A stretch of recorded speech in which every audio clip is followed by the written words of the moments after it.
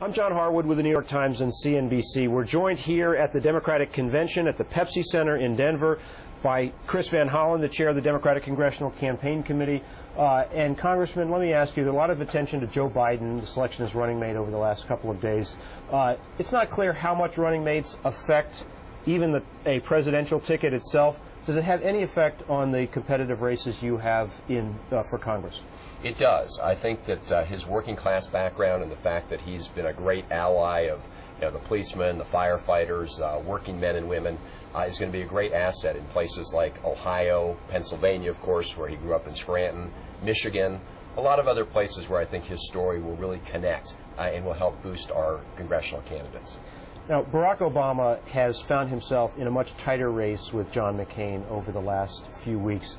At earlier points in the cycle, it looked like in some of your competitive races, especially in the West, places like here in Colorado, Nevada, New Mexico, that Barack Obama was going to provide a lift for your candidates, and everybody was welcoming that. Now he's got a real dogfight in Ohio, Michigan, Pennsylvania, those states. How are your candidates for Congress feeling about Barack Obama as the head of the Democratic ticket? This is a two-way street. I think there are lots of congressional races where Barack Obama is going to provide a lift to our candidates. In Ohio, the Shabbat seat is one where we have a terrific candidate, Steve Driehaus.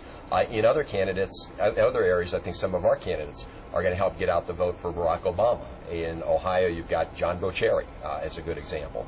So there's one state where one part of the state, Barack Obama is a big lift to our candidates. In other places, we think our candidates and their field operations will be a lift to the Obama ticket.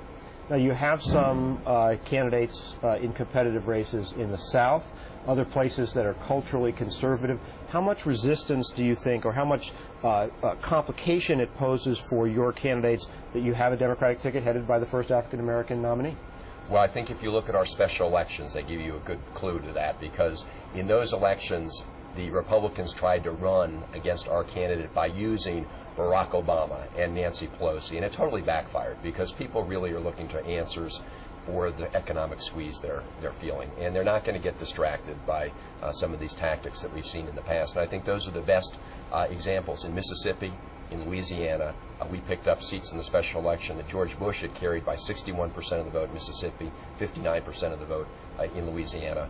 And again, they tried to use this tactic. They ran ads using Barack Obama against our candidates, and it just didn't work. In fact, the Republicans sent Dick Cheney down, and the day after that in Mississippi, people came out overwhelmingly supported our candidate. One of the things that we've seen in this very cluttered media environment, so much attention to politics, harder and harder for candidates to get bounces out of their convention. John Kerry didn't get much of, if any of one, out of 2004. What do you hope as a Democratic leader for the top of the ticket and for your candidates to accomplish in these 4 days in Denver?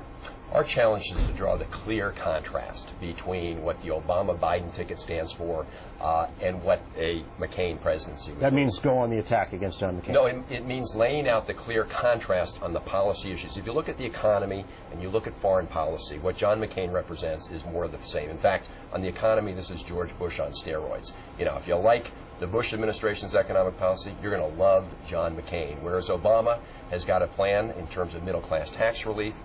He's got a health care plan that's going to help relieve that middle-class squeeze. And so our challenge is to tell the story of what differences there are between these two individuals, not just in terms of their personalities, but more importantly for the American people, their policies. Congressman Chris Van Hollen, thanks so much for joining us. Good to be with you. I'm John Harwood, Chief Washington Correspondent for CNBC.